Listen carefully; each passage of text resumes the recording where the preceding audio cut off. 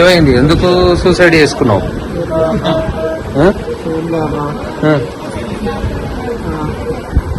చెప్పలేను అన్నయ్య. టికెట్ ఇవ్వనందుక? నేను 30 సంవత్సరాల కాంగ్రెస్ పార్టీలో పనిచేస్తాను. ఈ రోజు వరకు కూడా ఏ నాయకుడు ఎప్పుడు పోయినా కాంగ్రెస్ పార్టీలో పనిచేస్తున్నాను. కానీ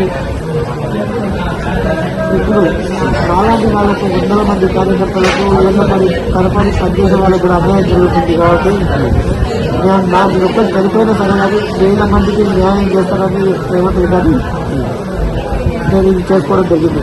నాకు ఇది ప్రతి ఆసక్తి కాదు, ఏమీ కాదు. అది ఎందుకంటే పనిచేసేది గుర్తించాలని ఆలోచింపడం చేసినాం. గుర్తింపు రాలేదనా? గుర్తింపు రాలేదని కాదు, చాలా మంది కార్యకర్తలకు అన్యాయం జరుగుతుంది. నాకు కూడా అలా జరుగుతుందని ఆలోచింపడం నేను చేసిన.